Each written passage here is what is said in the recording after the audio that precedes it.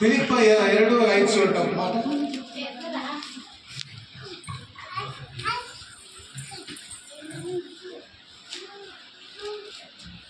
ఫిలిప్పీ 2:5 క్రీస్తు యేసునంత మనస్సు నిమ్మలియు ఇరలి. ఇక్కడ దేవుడు మాకు చెప్తుంది, యేసులో ఉండే మనస్సు మీలో కూడా ఉండాలి. యేసులో ఉండే మనస్సు మీలో కూడా ఉండాలి. యేసులో ఏముండే మనసు చెప్పండి? క్షమించే మనసు. మనకుందా క్షమించే మనసు? మనం ఎంతవరకు క్షమించాలా? మనం సచ్చే వరకు క్షమిస్తూనే ఉండాలంట. దేవుడు మాకు చెప్తుంది, మనము చనిపోయే వరకు క్షమిస్తూనే ఉండాలంట. యేసు స్వామి ఇంక నుంచి చనిపోతానని కూడా ఏం చెప్తున్నాడా? ఆయన క్షమిస్తూనే ఉంటాడు. మనకి ఎవరి మీద కక్ష కోపం ఉందా? ఎవరి మీద కోపం ఉందా? ఎస్తరక్క మీకు ఎవరి మీద కోపం ఉందా? అక్కకి ఎవరు లేదు అలా నీకెవరి మీద కోపం ఉందా? ఎవరికి ఉందా? ఎవరికైనా ఉందా ఎవరి మీద కోపం? అప్పుడప్పుడు కోపం వస్తుంది, అప్పుడప్పుడు కోపం వస్తుంది. అప్పుడప్పుడు కోపం వస్తే దేవుడు ఒకటి చెప్తుంది, కోపం వచ్చినా పాపం చేయదు. కోపం వచ్చినా పాపం చేయదు. దుడకద్దు, దుడికి మాట్లాడద్దు.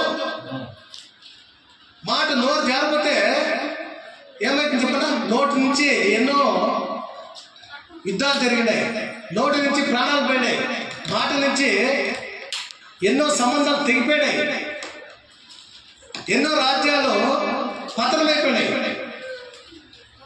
అయితే మనము కోపం వచ్చినా కూడా మనం ఏం చేయాలో దుడికి మాట్లాడాలి. మనం ఎప్పుడు కూడా క్షమించే హృదయమే మనలో ఉండాలంట.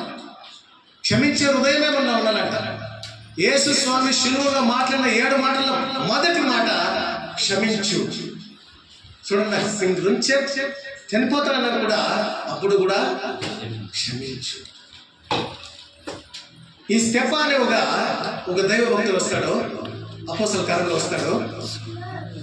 వాడిని పట్టి రాళ్ళతో చంపుతాడు. అయితే కూడా అప్పుడు లేచి, తండ్రి ఈ పాపాన్ని ఇల్లు మీద రాకుండా చూసుకొని ప్రార్థన చేస్తాడు. అప్పుడు క్రీస్తు యేసులో ఉన్న మనసు మనలో ఉందా లేదా? మనలో ఉందా? మన లేదు. ఒప్పుకోండా? నాకు కూడా అంతే, ఒప్పుకోవాలా. అయినంత క్రీస్తు యేసులో ఉన్న మనసు మనలో ధరించుకోవాలి. చూడండి, ఫిలిప్పీ 2:5 చెప్తుంది, క్రీస్తు యేసులో నిలిగినంత మనసు మిమ్మల్ని ఇరలి. హల్లెలూయా. మనలో కూడా ఆయనలో ఉండే ఒక మనస్సు మనలో ఉండాలంటే. చూడండి, ఎఫెసీయుల రాసిన పత్రిక 4:32 చూడండి. ఎఫెసీయుల 4:32 ಒಬ್ಬರಿಗೊಬ್ಬರು ಉಪಕಾರಗಳಾಗಿಯೂ ಕರುಣೆಯುಳ್ಳವರಾಗಿಯೂ ಕ್ಷಮಿಸುವವರಾಗಿಯೂ ಇರ್ರಿ. చూడండి, ఇక్కడ ఏం చెప్తాడంటే, ఒక్కరికొకరు ఉపకారం చేసేవాడుగా కరుణలో కరుణించే దాంట్లో క్షమించే దాంట్లో మనం ఉండాలంట. మనం క్షమించాలంట. నువ్వు క్షమించకపోతే యేసు బిడ్డే కాదు.